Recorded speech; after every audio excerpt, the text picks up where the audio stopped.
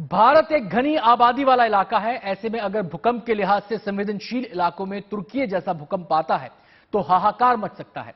Delhi NCR उन्हीं इलाकों में से एक है। नजर हमारे आज के 5वें सवाल पर, और सवाल है, दिल्ली एनसीआर की इमारतों के स्ट्रक्चरल ऑडिट की मांग क्यों हो रही है। दरअसल दिल्ली एनसीआर में बहुमंजिला इमारतों की भरमार है। उस पर पूरे दिल्ली एनसीआर में आबादी का घनत्व भी काफी ज्यादा है।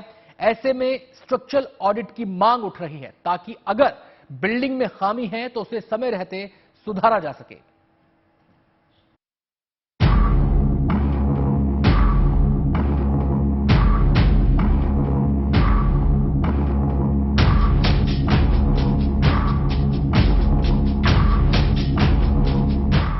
दिल्ली एनसीआर भूकंप संवेदी जोन 4 में आते हैं, यानी भूकंप के लिए अति संवेदनशील इलाकों में से एक। लिहाजा जब जब दुनिया में कहीं भी भूकंप और उससे तबाही का जिक्र आता है, दिल्ली एनसीआर में रहने वालों की चिंता बढ़ जाती है, खास करके उनकी जो हाई राइज बिल्डिंग में रहते हैं। तुर्की और सीरिया में आए भूकंप की वजह से हुए भारी तबाही में कई हाई राइज बिल्डिंग्स धराशायी हो गए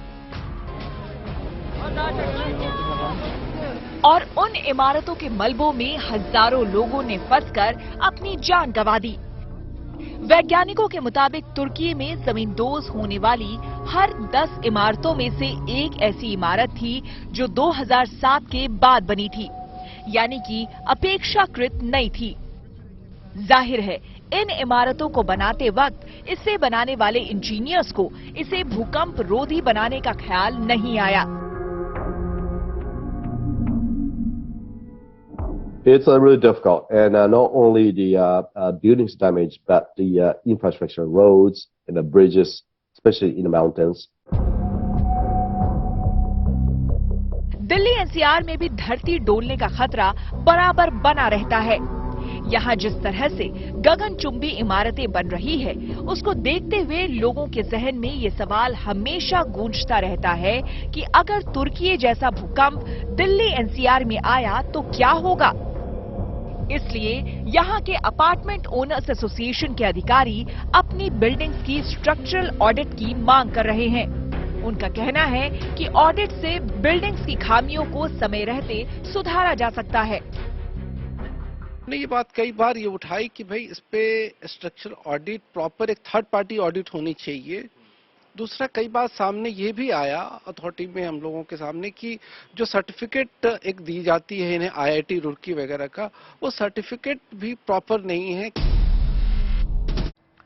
दिल्ली एनसीआर में लाखों लोग हाई राइज बिल्डिंग्स में रहते हैं, लेकिन उन्हें यह नहीं मालूम कि उनकी बिल्डिंग भूकंप से सुरक्षा के लिहाज से कितनी महफूज है।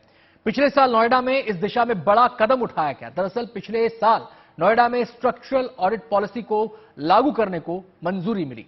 हमारा छठा सवाल ये रहा आपके सामने, और हमारा सवाल है, नोएडा में स्ट्रक्चरल ऑडिट पॉलिसी लागू करना कितना कारगर। इस बारे में विस्तार से बता रहे हैं हमारे संवाददाता मनीष चौरसिया। तुर्की में भूकंप आया, हजारों लोगों की मौत हुई, लेकिन उसके झटके नोएडा एक्सटेंशन में भी महसूस किए गए। कैसे, मैं बताता हूं। दरअसल ये जो ऊंची ऊंची इमारतें, फ्लैट्स आप देख रहे हैं ना, इन्हीं में कई फ्लैट्स में अक्सर दिक्कत आती है कि यहाँ पर सीपेज है, या फिर कई बार कभी प्लास्टर टूट कर गिर जाता है कमरे में, या फिर जो फॉल सीलिंग है वो गिर जाती है। ऐसे में अब जब तुर्की में भूकंप आया है और इमारतें ताश की पत्तों की तरह ढह गई, तो ऐसे कमजोर इमारतों में रहने वाले जो घर खरीदार हैं वो डर गए, परेशान हो गए। हालात ये है कि अब बायर्स लगातार मुख्यमंत्री और प्रधानमंत्री से अपील कर रहे हैं कि वो ऐसी इमारतों का, अपार्टमेंट्स का स्ट्रक्चरल ऑडिट करवाएं, मतलब ये दिखवाएं कि आखिर ये जो इमारतें हैं, जो बिल्डिंग हैं, ये सुरक्षित हैं या फिर नहीं है। हालांकि भूकंप एक प्राकृतिक आपदा है जिसके खतरों से पूरी दुनिया वाकिफ है। इसे लेकर आशंकाएं तो व्यक्त की जा सकती हैं, लेकिन सटीक पूर्वानुमान नहीं लगाया जा सकता। ऐसे में सुरक्षा उपाय ही एकमात्र कारगर रास्ता है। हमारा 7वां और आखिरी सवाल आपके सामने है कि अब भारत में भूकंप के खतरों को देखते हुए खास नीति की जरूरत है। आइए देखते हैं इस पर क्या कहना है एक्सपर्ट अमनदीप का। मानना है कि हमें एक ऐसा सिस्टम बनाना चाहिए जिसमें सभी की अकाउंटेबिलिटी, रिस्पॉन्सिबिलिटी एंड अथॉरिटी, जो भी प्रोफेशनल्स हैं उनकी किसी फिक्स होनी चाहिए, चाहे वह आर्किटेक्ट्स हैं या स्ट्रक्चरल इंजीनियर्स हैं या कंस्ट्रक्शन एग्जीक्यूशन के इंजीनियर्स हैं। सभी को प्रॉपर ट्रेनिंग होनी चाहिए, कैसे हम भूकंप रोधी बिल्डिंग्स डिजाइन करें और किस तरह से हम भूकंप रोधी बिल्डिंग्स का कंस्ट्रक्शन करें। ओनर्स को भी इस मामले में जानकारी होनी चाहिए कि कहीं किसी तरह का कॉम्प्रोमाइज ना हो और वह एक भूकंप रोधी सुरक्षित बिल्डिंग बना सकें।